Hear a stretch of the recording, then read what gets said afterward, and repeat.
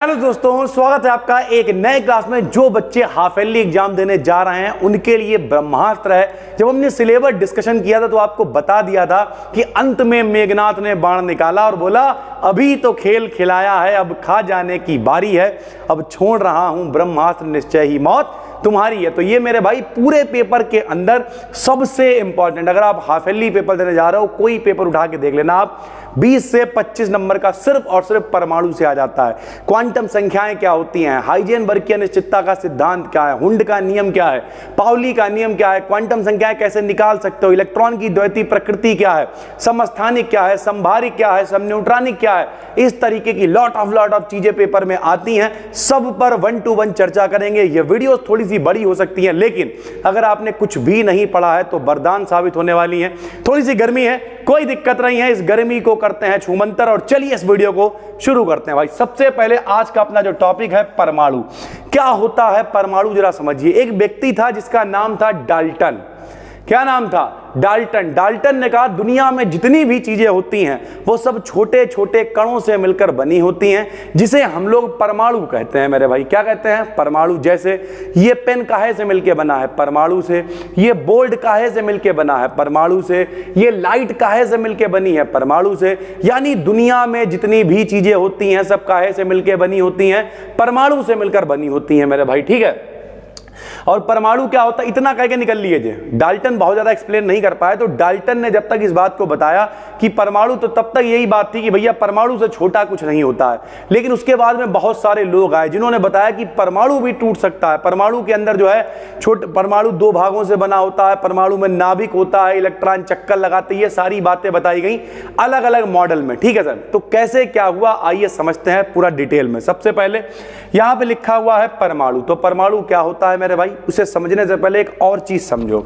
जैसे मेरे भाई हम यहां पे लिख दें H, हम यहां पे लिख दें H और यहां पे लिख दें H2। तो मेरे भाई ये है हाइड्रोजन का एक परमाणु। क्या है ये? हाइड्रोजन का एक परमाणु। ये भी क्या है? हाइड्रोजन का एक परमाणु। दोनों मिले तो बना हाइड्रोजन गैस का एक अणु। यानी 2 परमाणु आपस में मिलके क्या बना लेते हैं? अणु बना लेते हैं। क्या बना लेते हैं? अणु बना लेते हैं मेरे भाई। तो हमने लिख दिया कि पदार्थ का वह छोटे से छोटा कण, दुनिया में जितनी चीजें कहां से मिलकर बनी है? परमाणुओं से मिलकर बनी, छोटे छोटे कण हैं। तो पदार्थ का वह छोटे से छोटा कण, जिससे क्या होता है? जो स्वतंत्र अवस्था में नहीं रहता।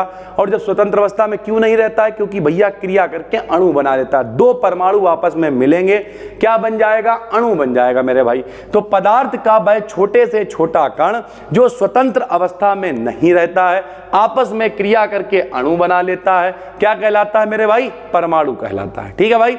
किसने कहा? ये डाल्टन ने। तो अगर कोई आपसे पूछे परमाणु की खोज किसने की, तो परमाणु की खोज करी जॉन डाल्टन ने। किसने करी? जॉन डाल्टन ने। क्या होता है बताइए? पदार्थ, दुनिया में जितनी भी चीजें हैं छोटे छोटे कणों से मिलकर बनी होती हैं, जिन्हें हम लोग क्या कहते हैं? परमाणु। परमाणु आपस में मिलकर क्या बना लेते हैं? अणु बना लेते हैं। तो पदार्थ का वह छोटे से छोटा कण जो क्रिया करके रासायनिक अभिक्रिया में भाग लेके अणु बना लेता है, परमाणु कहलाता है मेरे भाई, ठीक है। तो ये पहला अपना डेफिनेशन पेपर में नहीं आएगी। हम आपको ये भी बताते चलेंगे कि परमाणु में क्या क्या इंपॉर्टेंट है, तो टेंशन नहीं लेनी है। चलिए सर, उसके बाद है मूल कण मेरे भाई। मूल कण क्या होता है? मूल मतलब क्या होता है? बेसिक, छोटे कण, ऐसे कण जो भैया किसी से मिलके नहीं बने हुए हैं। जैसे हम लोगों का घर है, हम लोगों के घर में क्या है? नींव है, नींव के ऊपर क्या है? दीवार है, दीवार के ऊपर क्या है? छत है। तो इसका मतलब क्या है मेरे भाई? सबका बेसिक क्या है? मूल क्या है? जो हमारी नींव है सर, उसके नीचे कुछ नहीं है। या इस दीवार की नींव क्या? इस दीवार का सबसे छोटा हिस्सा क्या? एक ईंट है, उस ईंट से छोटा तो कुछ नहीं। ईंट ईंट लगाते गए, दीवार बनाते गए। तो मेरे भाई ऐसे कण जिनसे छोटा कोई नहीं होता, जो किसी से मिलके नहीं बने होते, सबसे छोटे होते हैं, उन्हें क्या कहते हैं? मूल कण कहते हैं मेरे भाई। क्या कहते हैं? मूल कण। मूल कण बहुत सारे होते हैं, जैसे इलेक्ट्रॉन, प्रोटॉन, न्यूट्रॉन, पॉजिट्रॉन, पाई, मेसॉन, न्यूट्रिनो, एंटी न्यूट्रिनो, बहुत सारे होते हैं। लेकिन आपको पढ़ने हैं अभी फिलहाल 3। कौन कौन से भाई? सबसे पहला इलेक्ट्रॉन। सबने 9th क्लास में मेरे भाई पढ़ा हुआ है ईंट पर नाच। क्या पढ़ रखा है बताओ? ईंट पर नाच पढ़ रखा है मेरे भाई। ई से होता है इलेक्ट्रॉन। ई से क्या होता है? इलेक्ट्रॉन। टा से होता है थॉमसन, टा से क्या होता है थॉमसन, यानी इलेक्ट्रॉन की खोज किसने करी, थॉमसन ने करी मेरे भाई। पा से होता है प्रोटॉन, पा से क्या होता है प्रोटॉन। रा से होता है रदरफोर्ड, रा से क्या होता है रदरफोर्ड, यानी प्रोटॉन की खोज किसने करी, रदरफोर्ड ने करी। ना से होता है न्यूट्रॉन, ना से क्या होता है न्यूट्रॉन। चा से होता है चैडविक, क्या होता है चैडविक।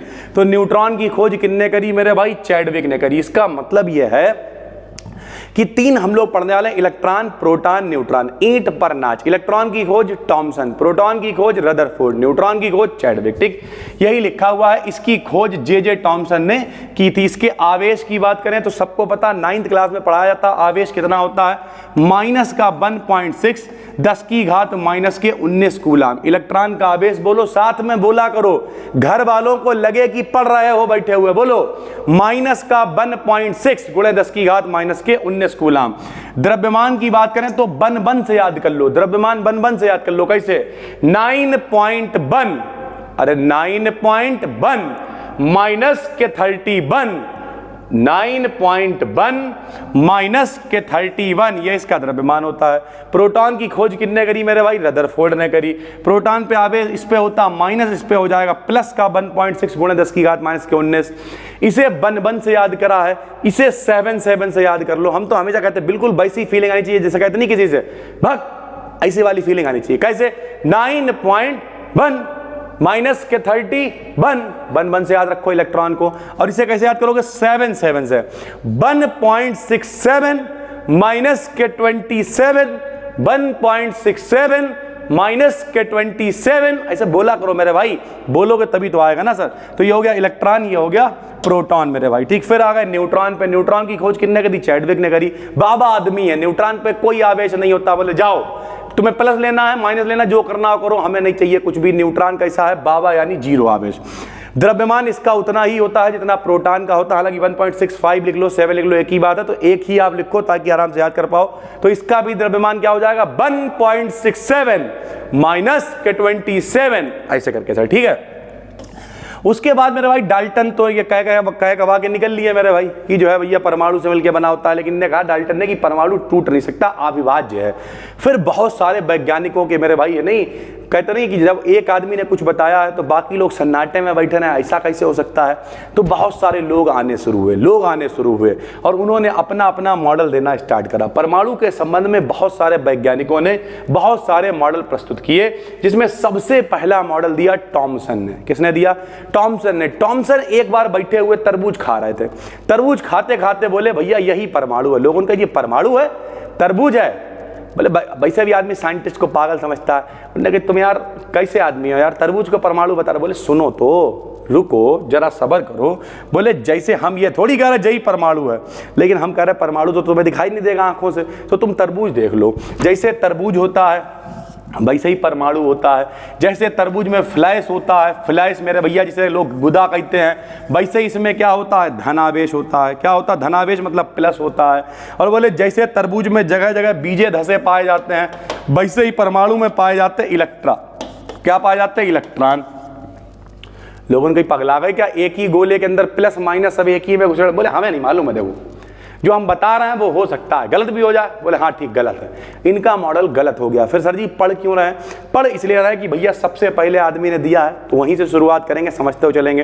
तो थॉमसन ने कहा कि परमाणु कैसा होता है, एक गोलाकार कण होता है जिसमें समान रूप से प्लस फैला रहता है। प्लस का मतलब धन आवेश फैला रहता है, जबकि जगह जगह पर बीजे धसे पाए जाते हैं, जगह जगह पर इलेक्ट्रॉन पाए जाते हैं, जैसे तरबूज में बीजे धसे पाए जाते हैं। ठीक है, इनका ये मॉडल गलत हो गया, क्योंकि मेरे भाई सरल भाषा में कहें ये रेखीय स्पेक्ट्रम को नहीं बता पाए। स्पेक्ट्रम मतलब समूह होता है, आने वाले टाइम में आपको पता चलेगा। रेखीय स्पेक्ट्रम का मतलब एक सीधी लाइन बनती चली आती है, जब इलेक्ट्रॉन निकलते जाते हैं अगली कक्षा से कूदते जाते हैं, तो उसे हम लोग कहते हैं एक स्पेक्ट्रम, समूह। उसकी ये व्याख्या नहीं कर पाए, उसमें ये फिट नहीं हो पाया और उनका ये मॉडल गलत हो गया। क्या लिखा हुआ है इस मॉडल के अनुसार, परमाणु एक गोलाकार, परमाणु कैसा होता है, गोलाकार होता है, जिसमें धन आवेश प्लस फैला होता है, जबकि ऋण आवेश के रूप में जगह जगह पर इलेक्ट्रॉन धसे पाए जाते हैं। जैसे तरबूज में बीजे पाए जाते हैं, इसलिए इस मॉडल को तरबूज मॉडल भी कहते हैं। यह मॉडल किसकी व्याख्या नहीं कर पाया? रेखीय स्पेक्ट्रम की व्याख्या यह मॉडल नहीं कर पाया। क्यों नहीं कर पाया मेरे भाई? ये देखो इस तरीके का पूरी तरीके से फैला हुआ है, जगह जगह पर इलेक्ट्रॉन है, ये मॉडल नहीं व्याख्या कर पाया क्योंकि प्लस माइनस अब एक ही में अंधाधुंधी, ठीक, तो कोई स्पेक्ट्रम दिखाई नहीं दिया, कोई इलेक्ट्रॉन निकाल नहीं सकते, कोई ले जा नहीं सकते, गलत, यह मॉडल हो गया गलत, ठीक है। उसके बाद एक आदमी आया रदरफोर्ड। रदरफोर्ड ने कही टेंशन ना लो, तुम्हें यही तो दिक्कत है कि इलेक्ट्रॉन प्रोटॉन सब संग में है, हम उस दिक्कत को सॉल्व कर दे रहे। बोले क्या करोगे? बोले हम कह रहे हैं परमाणु एक भाग से बना नहीं होता, दो हिस्से होते हैं। पहले में मेरे भाई एक तो नाभिक होता है, नाभिक के अंदर प्रोटॉन और न्यूट्रॉन होते हैं और इलेक्ट्रॉन चारों तरफ चक्कर लगा रहे होते हैं। तो लोगों ने कहा ठीक है भाई, बहुत बढ़िया बात तुम बता रहे हो, नाभिक है, बहुत अच्छी बात। जो लोग पुलिस वगैरह की तैयारी करते हैं छोटे लेवल की, वहां पर ये पेपर में क्वेश्चन आता है मेरे भाई, परमाणु के नाभिक की खोज किसने की? सर जी आपको कैसे पता? मेरे मोहल्ले में एक है, किसी जमाने में मुझे शौक था पुलिस की तैयारी करने का बड़ा, तो वो क्या करते थे, कोचिंग पढ़ के आते थे फिर हमसे, क्योंकि हम केमिस्ट्री पढ़ाते थे और उस समय मेरा नया नया दौर था, मतलब आज से 10-12 साल पहले की बात हो गई। तो वो आके पूछते थे, हमें चेक करते थे, बताओ अच्छा वो जब बहुत लो लेवल की साइंस आती है उसमें, नहीं 9-10 लेवल की, तो हमसे आके पूछते थे अच्छा बताओ परमाणु के नाभिक की खोज किसने करी? तो एक बार उनकी किताब थी गलत, वो पढ़ के आ गए डाल्टन, हमने कहा रदरफोर्ड ने करी, भिड़ गए। बोले अरे तुम क्या पढ़ाते हो, तुम्हें मालूम ही नहीं है। हमने के.एन. शर्मा वाली किताब निकाल ला, हमने लो जे देखो। बोले अरे हमारे सर जी ने मैं गलत पढ़ा दिया। हमने मेरे भाई चिल करो, चिल, वही वाली बात नहीं है। एक पता चला BSc लेवल का आदमी पढ़ा रहा है और तुम 9-10 वाली साइंस, हाँ हो सकता है कभी कभी गलती हो जाए, लेकिन इतनी छोटे लेवल पे गलती थोड़ी होगी मेरे भाई। तो सबसे पहले नाभिक के बारे में किसने बताया? रदरफोर्ड ने। तो अगर आपसे पूछे परमाणु के नाभिक की खोज किसने करी, क्या कहोगे? रदरफोर्ड ने। रदरफोर्ड ने कहा परमाणु एक नहीं बल्कि दो भागों से बना होता है, एक भाग उसका नाभिक कहलाता है, नाभिक के अंदर प्रोटॉन और न्यूट्रॉन रहते हैं और चारों तरफ इलेक्ट्रॉन चक्कर लगाते हैं। फंस गए जे लोगों ने कहा ये बताओ इलेक्ट्रॉन कब तक चक्कर लगाएंगे? कभी तो वो थक जाएंगे तो वो गिर जाएंगे परमाणु खत्म। तुम कह रहे दुनिया में जितनी चीजें परमाणु से मिलकर बनी, तो दुनिया खत्म हो जाएगी यार, कैसी बातें कर रहे हो तुम? समझ नहीं आता तुम्हें? गुस्सा मत होना मेरे भाई, एक्टिंग करने का थोड़ा बहुत शौक है हमें। तो इन्होंने कहा मेरे भाई हमें कुछ नहीं मालूम है, ऐसा ही है, चाहो मान लो चाहो गलत कर दो। लोगों की गलत है तुम्हारा मॉडल, गलत हो गया। अब क्या हुआ भाई? ये भी नहीं किया, क्या नहीं कर पाए? परमाणु के स्थायित्व की व्याख्या नहीं कर पाए। स्थायित्व का मतलब क्या है कि भैया कब तक चक्कर लगाएगा, कभी तो थक जाएगा। तो इन्होंने कहा, क्या समझा देते हैं, परमाणु दो भागों से मिलकर बना होता है, एक भाग परमाणु का नाभिक कहलाता है, जबकि दूसरा नाभिक के चारों ओर का वह क्षेत्र होता है जिसमें इलेक्ट्रॉन चक्कर लगाते हैं। जिसमें इलेक्ट्रॉन चक्कर लगाते हैं उन्हें इन्होंने कह दिया कोश। क्या कह दिया? कोश कह दिया। ये देखो उन्हें इन्होंने कह दिया कोश। बोले इसमें इलेक्ट्रॉन चक्कर लगाते हैं और इन्हें लिखा KLMN, KLMN से लिखा। बोर और बरी बाद में आदमी आए, बोर बरी ने योजना दी और इन्होंने बताया कि K में इलेक्ट्रॉन होते हैं 2, L में 8, M में 18 और N में 32 इलेक्ट्रॉन चक्कर लगा सकते हैं मेरे भाई। ठीक, इस तरीके की ये बातचीत चली। हालांकि ये मॉडल बाद में गलत हो गया था। ठीक, चलिए जब ये मॉडल गलत हो गया तो एक आदमी आया जिसका नाम था नील बोर। नील बोर ने कहा बस इतनी सी समस्या हम सॉल्व करेंगे। थारा भाई नील बोर सॉल्व करेगा इस समस्या को। बोले क्या, बताओ क्या करोगे? बोले रदरफोर्ड भैया बिल्कुल ठीक कह रहे हैं। बोले क्या कह रहे हैं? बोले परमाणु दो भागों से मिलकर बना होता है, एक भाग परमाणु का नाभिक कहलाता है, दूसरा नाभिक के चारों ओर का वह क्षेत्र जिसमें इलेक्ट्रॉन चक्कर लगाते हैं, जिसमें इलेक्ट्रॉन चक्कर लगाते हैं उन्हें कोश कहते हैं। लिखते हैं KLMN से। लोगों ने कहा इलेक्ट्रॉन थक जाएंगे। बोले रुक जाओ, हम बता रहे हैं। क्या बताओगे? बोले केवल उन्हीं कक्षाओं में चक्कर लगाएंगे जिनमें कोणीय संवेग NH/2 पाई होगा। लोगों ने कहा ये क्या है? बोले बस अब तुम समझो जाके। बोले इससे फायदा? बोले फायदा है। बोले क्या? बोले इन कक्षाओं को स्थायी कक्षाएं कहेंगे। इसमें ना तो ऊर्जा बढ़ेगी ना ऊर्जा घटेगी। अभी हम पढ़ा रहे हैं मेरे भाई, यहाँ मेरी ऊर्जा लगातार घट रही है क्योंकि मेरे भाई इतनी लंबी है वीडियो, गर्मी बहुत विकट है, सारी चीजें, तो ऊर्जा कम हो रही है।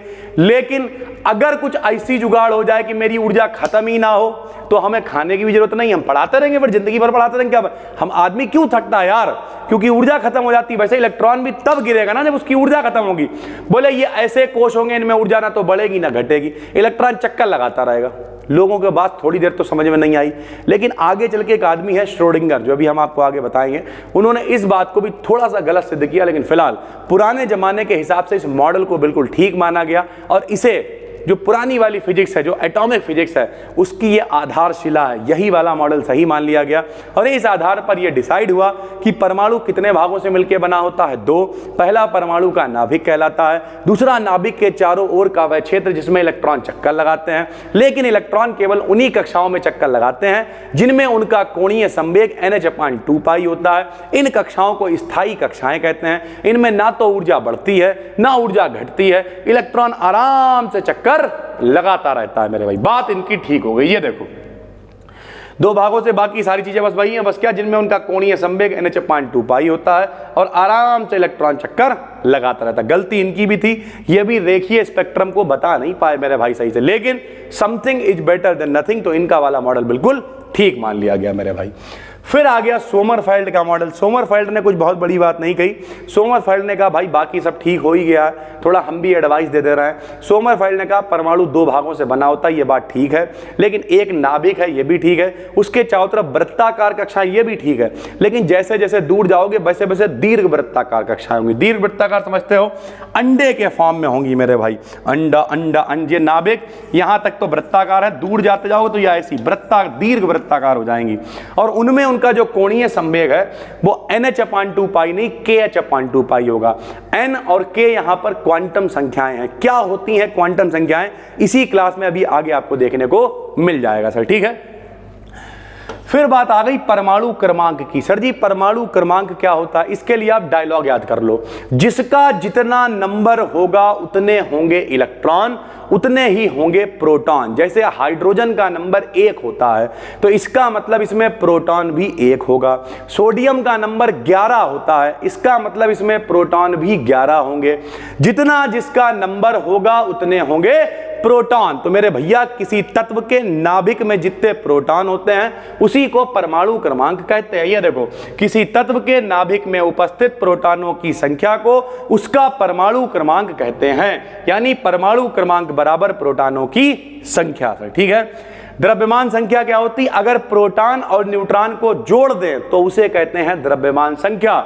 तो किसी तत्व के नाभिक में उपस्थित प्रोटॉनों और न्यूट्रॉनों की संख्या के योग को द्रव्यमान संख्या कहते हैं। तो द्रव्यमान संख्या बराबर प्रोटॉनों की संख्या प्लस न्यूट्रॉनों की संख्या। द्रव्यमान संख्या और परमाणु भार लगभग बराबर होते हैं, तो इस तरीके से हमने लिख दिया प्रोटॉनों की संख्या प्लस न्यूट्रॉनों की संख्या। तो ये थी अपनी परमाणु संरचना प्रारंभिक, पुरानी वाली मेरे भाई, ठीक है।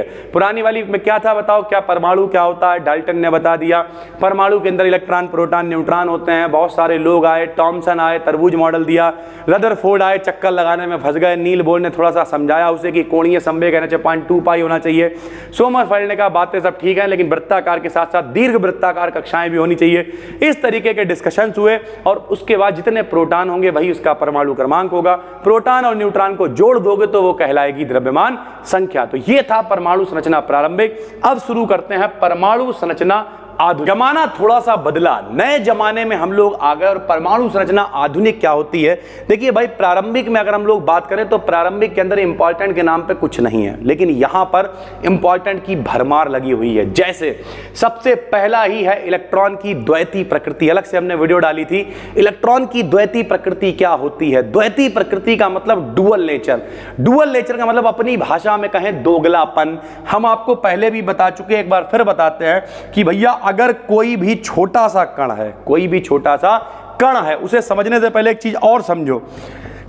जिसमें किसी में द्रव्यमान होता है उसे कहते हैं कण, और जिसमें किसी में तरंग दैर्घ्य होती है उसे कहते हैं तरंग। क्या कहते हैं मेरे भाई, तरंग कहते हैं। अगर इसके अंदर बताओ द्रव्यमान है, बिल्कुल है, तो ये कणों से मिलकर बना हुआ है। इसके अंदर द्रव्यमान है, बिल्कुल है, तो ये कणों से मिलकर बना हुआ है। यानी कोई भी वो चीज जिसमें द्रव्यमान है, भार है, वो कणों से मिलकर बनी हुई है, और जिसमें तरंग दैर्घ्य है वो तरंगों से मिलकर बना हुआ है। सर जी ये तरंग दैर्घ्य क्या होती है, प्रकाश जो है वो 1 सेकंड में जितनी दूरी चलता है, प्रकाश 1 सेकंड, बोले प्रकाश तो हमारी मौसी की लड़की का नाम है, अरे भैया लड़की का या लड़के का नाम, अरे भैया वो प्रकाश नहीं, नहीं, प्रकाश मतलब लाइट। प्रकाश 1 सेकंड में जितनी दूरी ट्रेवल करता है उसे कहते हैं तरंगदैर्घ्य, वेवलेंथ, लैम्डा से लिखते हैं सर, ठीक है।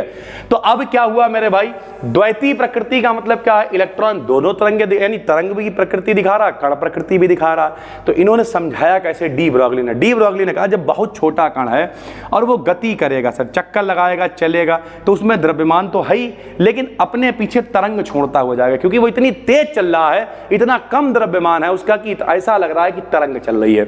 इसका मतलब छोटे छोटे कणों में कण और तरंग दोनों के गुण पाए जाते हैं। इसी को कहते हैं इलेक्ट्रॉन की द्वैतीय प्रकृति। ये देखो, इलेक्ट्रॉन में कण और तरंग दोनों के गुण पाए जाते हैं, जिसे इलेक्ट्रॉन की द्वैतीय प्रकृति कहते हैं। इसकी कण प्रकृति कैथोड किरणों के गुण और तरंग प्रकृति परावर्तन अपवर्तन के आधार पर समझा सकते हैं। देखो भैया, प्रकाश का परावर्तन आपने हाई स्कूल में पढ़ा है, एक किरण आई, टकराई, चली गई। अपवर्तन पढ़ा है, एक माध्यम से दूसरे माध्यम में गई, मुड़ गई। ये सब क्या है, कण तरंग प्रकृति है।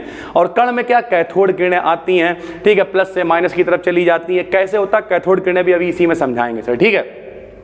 तो इलेक्ट्रॉन की द्वैतीय प्रकृति क्या है बताओ, इलेक्ट्रॉन में कण और तरंग दोनों के गुण पाए जाते हैं, जिसे कहते हैं इलेक्ट्रॉन की द्वैतीय प्रकृति। इस बात को बताया डी ब्रॉगली ने। किसने बताया, डी ब्रॉगली ने। और एक समीकरण दी वैज्ञानिक डी ब्रॉगली ने, छोटे छोटे गतिशील कणों जैसे इलेक्ट्रॉन के संबंध में एक समीकरण प्रस्तुत किया, जिसे डी ब्रॉगली समीकरण कहते हैं। क्या था यह डी ब्रॉगली समीकरण मेरे भाई, डी ब्रॉगली समीकरण था लैम्डा बराबर H/mb। सर जी लैम्डा क्या है भैया, लैम्डा तरंगदैर्घ्य है, एम क्या है, द्रव्यमान है। ये देखो, द्रव्यमान भी आ गया, तरंगदैर्घ्य भी आ गई, मतलब कण के गुण भी हैं, तरंग के गुण भी हैं। यानी द्वैतीय प्रकृति को समझाने के लिए समीकरण दी गई, लैम्डा बराबर H/mb लिख दिया, जहां लैम्डा तरंगदैर्घ्य है, H प्लांक नियतांक है, m द्रव्यमान है, b वेग है, P संवेग है। सही है सर। तो लैम्डा बराबर H/mb होता है, m क्या है, द्रव्यमान, b क्या है, वेग। द्रव्यमान गुणे वेग को कहते हैं संवेग। तो m इंटू बी को P लिख दिया, P बराबर mb हो गया मेरे भाई, ठीक है। H का मान कितना होता है, 6.626 गुणे 10⁻⁻34 जूल सेकंड। तो ये पेपर में आ सकता है, द्वैतीय प्रकृति भी पेपर में आ सकती है, डी ब्रॉगली समीकरण डायरेक्ट लिखने को आ सकती है, वरना 2-3 नंबर में पूछ सकता है, पता होनी चाहिए। विकल्प में भी पूछ लेता है, निम्न में कौन सी समीकरण ठीक है, तो लगा देना लैम्डा बराबर H/mb या फिर लैम्डा बराबर H/p मेरे भाई, ठीक है। फिर हाइजेनबर्ग की अनिश्चितता का सिद्धांत हाफेली में आएगा ही आएगा, पहले भी पढ़ा चुके हैं, समझा चुके हैं, फिर समझ लो मेरे भाई। अनिश्चितता का मतलब निश्चित नहीं है। जैसे ये पंखा चल रहा है, इस समय ये पंखा नहीं चल रहा, रुका हुआ है, तो इसके पर मेरी तरफ है, हमें दिख रहा है, यानी हम इसके परों की स्थिति बता सकते हैं, लेकिन इसका वेग नहीं बता सकते हैं। अगर हम इसे चला दें तो वेग बता लेंगे, स्थिति नहीं बता पाएंगे कौन सा पर कहाँ। ये तो इतने बड़े लेवल पे है। अगर छोटे लेवल पे कोई अंधाधुंध घूम रहा है तो एक ही चीज पता कर सकते हो, एक तो या तो वो कहां है उसकी स्थिति बता सकते हो, या फिर वो कितनी स्पीड से चक्कर लगा रहा है ये बता सकते हो। दोनों चीजें नहीं बता सकते, एक चीज हमेशा अनिश्चित रहेगी। इसी को कहा गया हाइजेनबर्ग की अनिश्चितता का सिद्धांत। क्या कहा गया सुनो, इस सिद्धांत के अनुसार किसी अत्यंत सूक्ष्म गतिशील, बहुत छोटा अगर कोई कण है, उसकी स्थिति और संवेग, संवेग कहो या वेग कहो एक ही बात होती है। जैसे हम हैं मेरे भाई, अगर हम चल रहे हैं तो मेरे अंदर वेग है, लेकिन हमारा कुछ द्रव्यमान भी तो होएगा, 100 ग्राम पौआ भर कुछ भी, तो द्रव्यमान गुणे वेग, संवेग। तो वेग कहो या संवेग एक ही बात है। तो अगर उसकी मेरे भाई यानी स्थिति और संवेग को एक साथ पता करना असंभव होता है। उसके लिए एक समीकरण दे दी गई मेरे भाई। समीकरण क्या है जरा देखो, समीकरण है delta x into delta P is greater than और इक्वल टू H/4π। लिख के दिखाते हैं, बताओ। स्थिति को लिख दिया x से, संवेग को लिख दिया P से। बोले एक संग नहीं निकाल सकते हो, अगर ये निकाल लोगे तो ये नहीं निकलेगा, ये निकाल लोगे तो ये नहीं निकलेगा। जब दोनों निकलेंगे नहीं तो दोनों की गुणा भी नहीं पता होगी। तो बोले या तो इनकी गुणा बड़ी आएगी H/4π से, ये बड़े का निशान होता है ग्रेटर देन, या फिर बराबर आएगी। बोले बड़ी की बराबर, बोले पता नहीं, अनिश्चित है। तो यानी इस समीकरण से इन्होंने समझाया कि स्थिति और संवेग दोनों को एक साथ नहीं निकाल सकते हैं। अगर मेरे भाई ये देखो क्या लिखा, अतः यदि गतिशील कण की स्थिति ज्ञात कर लेंगे तो संवेग में अनिश्चितता होगी, संवेग ज्ञात कर लेंगे तो स्थिति में अनिश्चितता होगी। इसे हाइजेनबर्ग की अनिश्चितता का सिद्धांत कहते हैं मेरे भाई। बिल्कुल आराम से पेपर के अंदर ये आएगा 101%। ठीक, मोस्ट इंपॉर्टेंट है मेरे भाई। चलो फिर आ गया कैथोड किरणें, ये भी पेपर में पूछी जा सकती है। सबसे पहले समझ लो कैथोड माने माइनस, एनोड माने प्लस। माइनस वाली किरणें हमेशा प्लस की तरफ जाएंगी, इसलिए कैथोड वाली माइनस किरणें। किसने क्या कहा सुनो, जे टॉमसन ने बताया कि जब किसी विद्युत विसर्जन नलिका में, ऐसी नलिका जिसमें धारा का प्रवाह हो रहा हो, विद्युत विसर्जन नलिका कहलाती है, किसी गैस को भरकर विद्युत का विसर्जन कराते हैं, तो कैथोड के सामने वाली दीवार, एक तरफ प्लस होगा एक तरफ माइनस, तो कैथोड यानी माइनस के सामने वाली जो दीवार है वो चमकने लगती है। तो इन्होंने कहा इसका मतलब जो सामने की दीवार चमक रही है वो यहां से किरणें निकल रही है कैथोड से, इसलिए चमक रही है, चमकने लगती है। यह चमक कैथोड से निकली किरणों के कारण होती है, जिन्हें कैथोड किरणें कहते हैं। इनके गुण पूछ लिए जाते हैं। यह किरणें हमेशा सीधी रेखा में चलती हैं।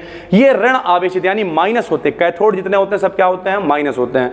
यह ऋण आवेशित कणों से मिलकर बनी होती हैं। फोटोग्राफिक प्लेट को काला कर देती हैं। पुराने जमाने में फोटोग्राफिक प्लेट चला करती थी, अब तो चिप पेन ड्राइव इन सब का जमाना आ गया, लेकिन पुराने जमाने में चलती थी। फोटोग्राफिक प्लेट को काला कर देती है। यह विद्युत और चुंबकीय क्षेत्रों में मुड़ जाती हैं। जाहिर सी बात है इनके ऊपर माइनस है, तो अगर आप विद्युत क्षेत्र में ले जाओगे तो प्लस की तरफ मुड़ जाएंगी, तो विद्युत और चुंबकीय क्षेत्रों में ये मुड़ जाती हैं सर। ठीक है, इस तरीके से इसका चित्र है, आप देख सकते हो। बैटरी है, विद्युत विसर्जन नलिका है, इसमें धारा प्रवाहित करेंगे, कैथोड के सामने वाली दीवार चमकने लगी, रेड रेड आपको दिखाई दे रहा है, इन्हें कहते हैं कैथोड किरणें मेरे भाई। ठीक है, फिर आ गया क्वांटम संख्याएं। बहुत आसान है, इलेक्ट्रॉन चक्कर लगाते हैं, चक्कर लगाते हैं, चक्कर, लेकिन कहां है इलेक्ट्रॉन, उसका एड्रेस क्या है, उसकी पोजीशन क्या है, उसमें कितनी ऊर्जा है, वो कितनी देर चक्कर लगा पाएगा, इन सबको बताने के लिए क्वांटम संख्याओं का इस्तेमाल करा गया। ऐसी संख्याएं जो इलेक्ट्रॉन की स्थिति को बताती, इलेक्ट्रॉन है कहां, उसकी ऊर्जा को बताती, उसमें कितनी ऊर्जा है। क्या तुम्हें मेरी ऊर्जा में कोई कमी लग रही है? नहीं।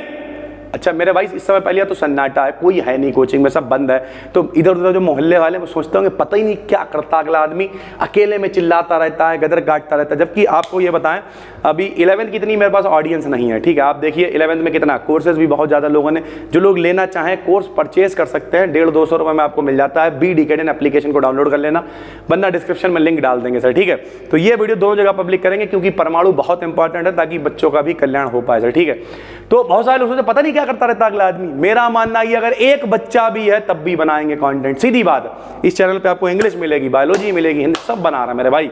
आने वाले 10-12 दिन जान लगाने वाले, जब तक आपके हाफिल नहीं हो जाएंगे। मन लगा के पढ़ो भाई, सीधी सी बात है। ठीक है, तो बे संख्याएं जो इलेक्ट्रॉन की ऊर्जा और स्थिति को बताती हैं। इलेक्ट्रॉन की ऊर्जा कितनी है, इलेक्ट्रॉन की स्थिति कितनी है, इसे बताएंगी, इन्हें कहेंगे क्वांटम संख्याएं। 4 होती हैं क्वांटम संख्याएं। मुख्य दिगंशी चुंबकीय चक्रण, बोलो मुख्य दिगंशी चुंबकीय चक्रण, मुख्य दिगंशी चुंबकीय चक्रण, मुख्य दिगंशी चुंबकीय चक्रण 4 होती हैं। NLMS, NLMS पहली होती मुख्य क्वांटम संख्या, इसे N से लिखते हैं।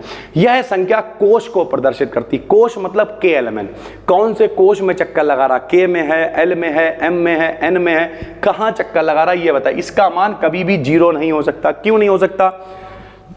क्योंकि क्वांटम संख्याएं कितनी हैं बताओ, 4 क्वांटम संख्याएं हैं सर, N, L, M। अगर यही 0 कर दोगे तो बाकी सब अपने आप इन्हीं पे तो निर्भर कर रही हैं, तो अपने आप 0 हो जाएंगी। तो इसे N से लिखते हैं। इसका मान कभी भी 0 नहीं हो सकता, बाकी 1, 2, 3, 4 कुछ भी हो सकता है मेरे भाई। ठीक है, चलिए सर। दूसरी होती है दिगंशी क्वांटम संख्या। ये क्या होती है, इसे स्मॉल l से प्रदर्शित करते हैं, इसे स्मॉल L से प्रदर्शित करते हैं। इसका मान n के मान पे निर्भर करेगा, n के मान पे निर्भर करेगा। कहां से, 0 से n-1 तक। अगर n का मान 0 है तो L का भी मान 0, n का मान 1 तो L का मान 0, और n से 1 कम तो 1 से 1 कम 0 ही होता है। लेकिन अगर इसका मान 2 है तो 2 से 1 कम कितना होता है, 1, तो इसका मान 0 से शुरू होगा 1 तक जाएगा। ऐसे अगर इसका मान 3 है तो 0 से शुरू 1, 2 तक जाएगा। इसका मान अगर 4 है तो 0, 1, 2, 3 तक जाएगा। यानी जितना मान n का है उससे 1 कम तक मान होगा। उसका मान 10 है तो 0, 1, 2, 3, 4, 5, 6, 7, 8, 9 तक ही होगा, l का मान 10वां नहीं होगा। यानी इसका मान हमेशा n से 1 कम होता है। तीसरी होती है चुंबकीय क्वांटम संख्या, इंग्लिश में कहते हैं मैग्नेटिक क्वांटम नंबर, M से लिखते हैं। इसका मान L पे निर्भर करता है। यह इलेक्ट्रॉन के अभिविन्यास को दर्शाती है। अभिविन्यास मतलब इलेक्ट्रॉन कैसे है। जैसे इस क्लास का अगर हम अरेंजमेंट बताएं, अभिविन्यास बताएं। तो सीटें पड़ी हैं, इधर बोर्ड लगा है, मास्टर यहाँ के खड़ा होएगा, एक माइक रखा हुआ, लगाएगा, पढ़ाएगा, सारी चीज़ें हैं। तो यहाँ का ये रीअरेंजमेंट है, अरेंजमेंट है, रीअरेंजमेंट का ये अरेंजमेंट है, अभिविन्यास है। तो अभिविन्यास को बताएगी m यानी चुंबकीय क्वांटम संख्या। मान हमेशा प्लस एल से माइनस एल जीरो मिला के होएगा। ये जीरो है तो प्लस जीरो माइनस जीरो कुछ नहीं होता, लेकिन एल का मान अगर 1 है तो प्लस एल से माइनस एल तक, प्लस एल मतलब +1, उससे छोटा 0, उससे छोटा -1, प्लस से शुरू माइनस पे खत्म। जैसे मान लिया एल का मान 4 है तो प्लस से माइनस तक ले जाना, +4, उससे छोटा +3, फिर +2, फिर +1, 0, -1, -2, -3, -4, यानी प्लस से शुरू करो, माइनस तक ले जाओ, बीच में 0 आना चाहिए। ये मान होते हैं m के मेरे भाई, ठीक है।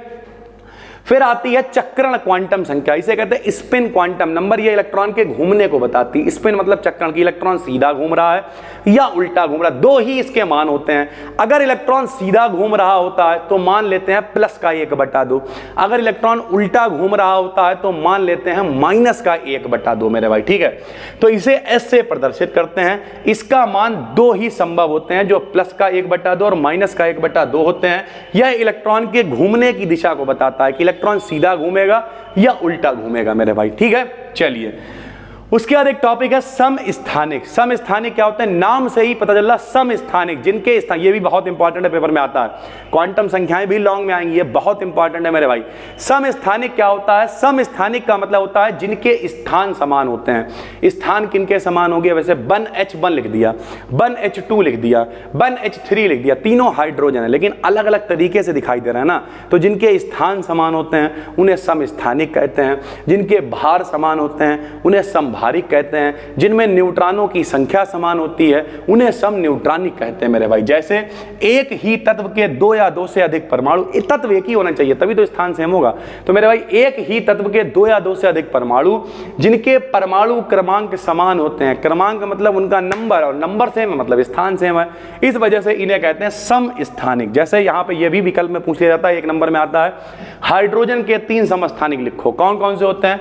1H1 protium, 1H2 deuterium, 1H3 tritium. यहां पर आप ये समझ लो जो नीचे लिखा होता है वो नंबर होता है। तो यहां हाइड्रोजन का नंबर 1, हाइड्रोजन का 1, हाइड्रोजन का 1, तीनों हाइड्रोजन के ही बदले हुए रूप हैं। कहते नहीं भास्कर दिवाकर चौधरी, आदमी एक ही है, 3 अलग अलग रूपों में चल रहा है। तो उसी तरीके से इसे कहते हैं समस्थानिक। हाइड्रोजन के 3 समस्थानिक होते हैं, 1H1, 1H2, 1H3, ठीक। इनमें से जो 1H3 है वो रेडियो एक्टिव समस्थानिक होता है। ये भी विकल्प में पूछ लेता है कि हाइड्रोजन के तीनों समस्थानिकों में रेडियो एक्टिव समस्थानिक कौन सा है? तो सबसे ज्यादा वाला है वो 1H3 है, वही रेडियो एक्टिव समस्थानिक है। फिर है समभारिक। समभारिक में क्या होगा? जिनके परमाणु भार समान होंगे। तो एक ही तत्व के 2 या 2 से अधिक ऐसे तत्व जिनके परमाणु, नहीं सर ये गलत हो गया है, आपको क्या करना है यहाँ पर एक ही तत्व नहीं, ऐसे लिखोगे आप, देखिए सर यहाँ पर इसे सही कर लेना, एक ही तत्व नहीं मेरे भाई, ऐसे लिखेंगे 2 या 2 से अधिक ऐसे तत्व जिनके परमाणु भार समान होते। एक ही तत्व का परमाणु भार समान हो ही नहीं सकता है, तो एक से ज्यादा लेने पड़ेंगे, 1, 2, 3, 4, 10 लोग जिनके परमाणु भार समान होंगे उन्हें क्या कहोगे? समभारिक कहोगे। कैसे? जैसे 1H3, ये देखो 1H3 और 2He3, ये देखो भाई जो नीचे लिखा है वो नंबर है, हाइड्रोजन का नंबर 1 है, हीलियम का नंबर 2 है, लेकिन जो ऊपर लिखा हुआ है वो क्या है? परमाणु भार है। हाइड्रोजन का परमाणु भार 3, हीलियम का परमाणु भार 3, यानी ये दोनों क्या है? समभारिक हैं। जैसे हमने लिख दिया 7N13, हमने लिख दिया 6C13, दोनों में ऊपर क्या चल रहा है? 13। तो जो ऊपर लिखा होता है ये परमाणु भार होता है, जिनमें ये समान होते हैं उन्हें हम लोग कहते हैं समभारिक। पेपर में कहते हैं समभारिक, छाटो ऊपर ऊपर वाले देख लो बराबर है समभारिक है, नीचे नीचे वाले देख लो बराबर है तो समस्थानिक है सर, ठीक है। समन्यूट्रॉनिक क्या होता है? जिनमें न्यूट्रॉनों की संख्या समान होती है उन्हें कहते हैं समन्यूट्रॉनिक। क्या मतलब? ये लो फिर से यहाँ पे बच्चे ने ये थोड़ा सा गलत लिखा हुआ है, इसे ठीक कर लेना। एक ही तत्व नहीं, ऐसे 2 या 2 से अधिक ऐसे तत्व जिनमें न्यूट्रॉनों की संख्या समान होती है उन्हें समन्यूट्रॉनिक कहते हैं। जैसे 1H3, न्यूट्रॉन निकालने का तरीका देखो मेरे भाई, ऊपर वाले में से भार में से क्रमांक घटा दो, 3 में से 1 गया कितना बचा? 2, 4 में से 2 गए कितने बचे? 2। तो इसे हम लोग कहते हैं न्यूट्रॉनों की संख्या। देखो ऊपर वाले में से नीचे वाले को घटाओ, न्यूट्रॉन निकल के आ जाएंगे, इसलिए इन्हें कहेंगे समन्यूट्रॉनिक मेरे भाई, ठीक है। ये भी पेपर में आपसे पूछा जा सकता है, पता होना चाहिए। फिर आ गया गया उपकोष। उपकोष क्या होता है, ये श्रोडिंगर ने बात करी कि अभी आगे श्रोडिंगर का मॉडल भी आपको बताएंगे। उपकोष क्या होता है, जिनमें इलेक्ट्रॉन चक्कर लगाते हैं उन्हें कहते हैं कोष। लिखते हैं KLMN से। इलेक्ट्रॉन होते हैं 2, 8, 18, 32, लेकिन जिनमें इलेक्ट्रॉनों के पाए जाने की संभावना होती है। बोले कोष तो ठीक है, लेकिन और कुछ ऐसे क्षेत्र होते हैं जिनमें इलेक्ट्रॉनों के पाए जाने की संभावना होती है, उन्हें उपकोष कहते हैं। SPDF से लिखते हैं, कहाँ लिखते हैं मेरे भाई, SPDF से लिखते हैं। इलेक्ट्रॉन होते हैं 2, 8, 18 और 32। 2, 8, 18, 32 इलेक्ट्रॉन, सॉरी 2, 8, 18, 32 तो KLMN में थे। इसमें कितने होते हैं, 2, 6, 10, 14। बोले ये इलेक्ट्रॉन इसके अंदर होते हैं मेरे भाई, ठीक है। तो यही यहाँ पे लिखा हुआ है, देखिए परमाणु में नाभिक के चारों ओर कुछ ऐसे क्षेत्र पाए जाते हैं जिनमें इलेक्ट्रॉनों के पाए जाने की संभावना होती है। संभावना का मतलब हो भी सकते हैं, नहीं भी हो सकते हैं। उपकोष कहलाते हैं। इन्हें SPDF से प्रदर्शित करते हैं। इनमें इलेक्ट्रॉनों की संख्या 2, 6, 10, 14 होती है मेरे भाई, ठीक। फिर आ गया आपबाउ का नियम। आपबाउ का नियम सुनते ही ऐसी फीलिंग आती है जैसे आपबाउ कोई वैज्ञानिक है, लेकिन मेरे भाई आपबाउ कोई वैज्ञानिक नहीं है। आफबा एक जर्मन भाषा का शब्द होता है जिसका अर्थ होता है रचना या निर्माण करना। इसकी सहायता से हम लोग विन्यास बनाना सीखते हैं। विन्यास क्या होता है सर जी, SPDF में बांटना सीखते हैं कि 1s कैसे आएगा, 2s क्या आएगा, इस तरीके की चीजें। तो यहाँ लिख दिया आफबा एक जर्मन भाषा का शब्द है जिसका अर्थ होता है रचना या निर्माण करना। इसके द्वारा उपकोषों को ऊर्जा के बढ़ते हुए क्रम में रखते हैं। 1s की ऊर्जा कम पहले लिख दिया, 2s उसके बाद, इस तरीके से। कैसे टेबल बनी वो भी समझो सर। सबसे पहले आपको क्या करना है, अगर कठिन लगे, सबसे पहले आपको ऐसे लिख लेना है 1s, 2s, 3s, 4s, 5s, 6s, 7s, ऐसे 7s तक लिख लिया। एक ऊपर छोड़ देना है, एक नीचे छोड़ देना है। तो s के बाद क्या होना था, p, तो 2p, 3p, 4p, 5p, 6p, ऐसे करके लिख दिया। उसके बाद में sp के बाद d में 3d, 4d, 5d और आखिरी में 4f। एक एक करके छोड़ दिया। क्यों छोड़ा भैया, क्योंकि n+l के नियम से वो संभव नहीं थे। क्या होता नियम वो भी बताएंगे आगे। उसके बाद कुछ नहीं, ऐसे करके लाइन खींच लेनी है, ऐसे करके लाइन खींच लेनी है, ऐसे करके लाइन खींच लेनी है और उन्हें आपस में मिला देना है। ये देखो ऐसे करके मिला देना है और मिलाने के बाद हमने आपको बताया SPDF। S में 2 इलेक्ट्रॉन, P में 6 इलेक्ट्रॉन, D में 10 इलेक्ट्रॉन, F में 14 इलेक्ट्रॉन। तो जहाँ जहाँ भी S होगा वहाँ 2 लिखेंगे, जहाँ जहाँ भी P होगा वहाँ पे 6 भरेंगे, जहाँ जहाँ भी D होगा वहाँ 10 भरेंगे, जहाँ जहाँ भी F होगा वहाँ 14 भरेंगे। तो क्या करेंगे, कैसे करेंगे जरा सुनो। इस तरीके से ये टेबल आप बनाना। जब ये बनाई तो सबसे पहले देखो 1s आया, 1s लिख लिया, 2s आया, 2p आया, 3s आया, 3p आया, ऐसे चलते जाएंगे, आते जाएंगे। आपको कहाँ तक याद करना है मेरे भाई, सिर्फ याद करना है यहाँ तक। ये देखो इस तो बच्चे ने बहुत सारा लिख दिया है, ऐसे नहीं। सबसे पहले 1s 2, 2s 2, 2p 6, 3s 2, 3p 6, 4s 2, 3d 10। यहाँ तक अगर आप याद कर लेते हो तो बहुत आराम से आपका काम चल जाएगा। इसे भी आप गाने से याद कर लो, याद करो। अरे 1s 2, 2s 2, 2p 6, 3s 2, 3p 6, 4s 2, 3d 10, 3d 10, 1s 2, 2s 2, 2p 6, 3s 2, 3p 6, 4s 2, 3d 1s 2, 2s 2। इस तरीके से याद कर लेना मेरे भाई, ठीक है, हमने आपको बता दिया। उसके बाद आगे चलते हैं। अगला आदमी आया हुंड। हुंड ने कहा कि डब्बे को कहते हैं ऑर्बिटल। एक डब्बे को, ऑर्बिटल को दिखाएंगे डब्बे से, उसमें 2 इलेक्ट्रॉन आ सकते हैं। एक इलेक्ट्रॉन सीधा आएगा, एक उल्टा आएगा। सीधे वाले इलेक्ट्रॉन को क्लॉक कहेंगे, उल्टे वाले इलेक्ट्रॉन को एंटी क्लॉक कहेंगे। ये देखो हुंड का नियम। इस नियम के अनुसार किसी परमाणु के ऑर्बिटल में, ऑर्बिटल मतलब भाई डब्बे से दिखाएंगे, किसी परमाणु के ऑर्बिटल में अधिकतम 2 इलेक्ट्रॉन पाए जाते हैं जिनके घूमने की दिशा एक दूसरे के विपरीत होती है। यानी एक इलेक्ट्रॉन सीधा रहेगा, एक इलेक्ट्रॉन उल्टा रहेगा। जैसे 3d7 में, अगर हम 3d की बात करें, लो भैया यहाँ पे एक चीज और भी बताया जा रहा है, सुनो। जैसे बाई चांस अगर हम आपको बताएं तो यहाँ पे क्या SPDF।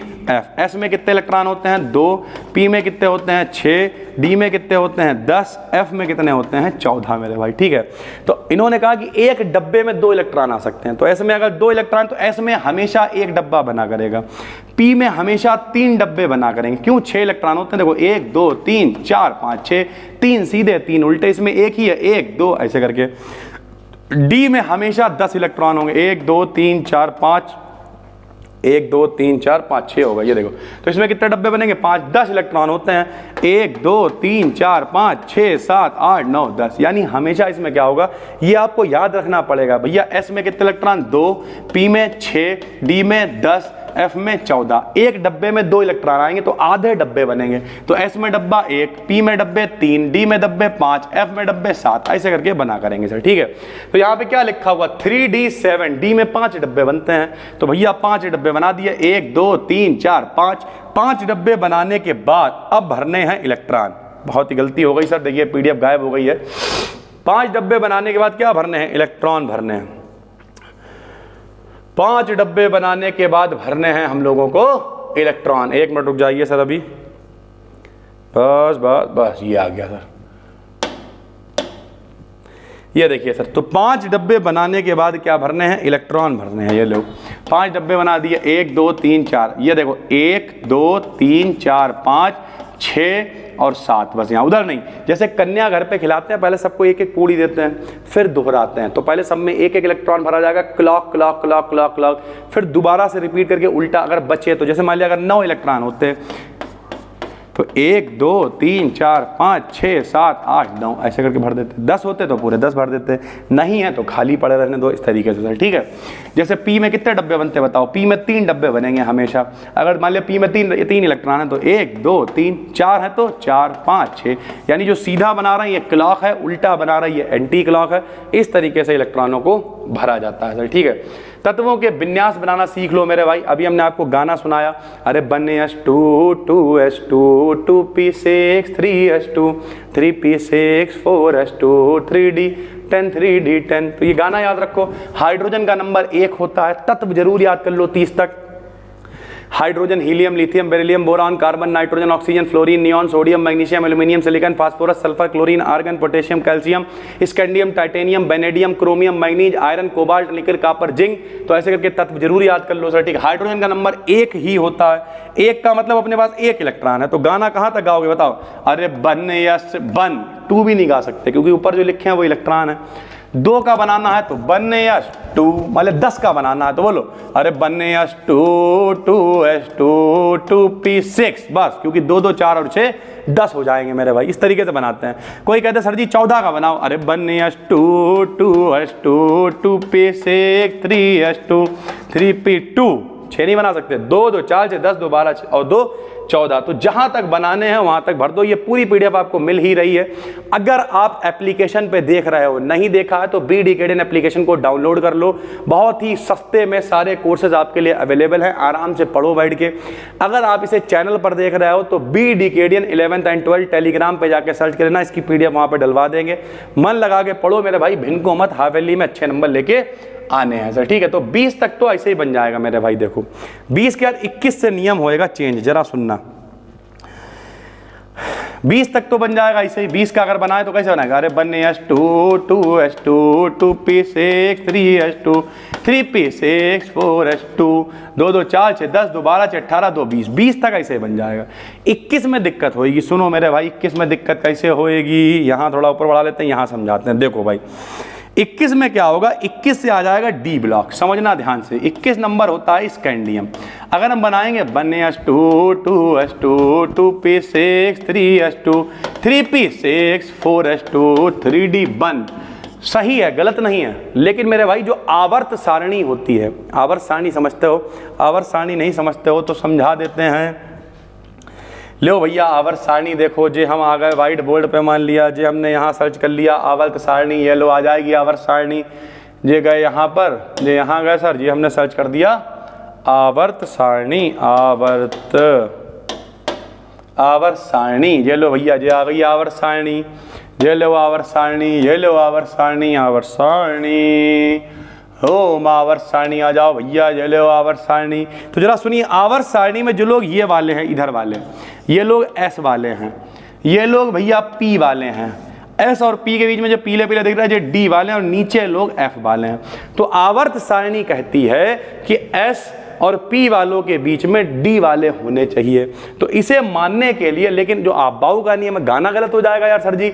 अरे 1s2 2s2 2p6 3s2 3p6 4s2 3d10 3d10 4s sir जी पहले रखो, गाना गलत हो जाएगा। तो लो दोनों चीजें ठीक हो जाए, इसलिए हमने क्या करा, 21 से विन्यास ऐसे बनाया करेंगे।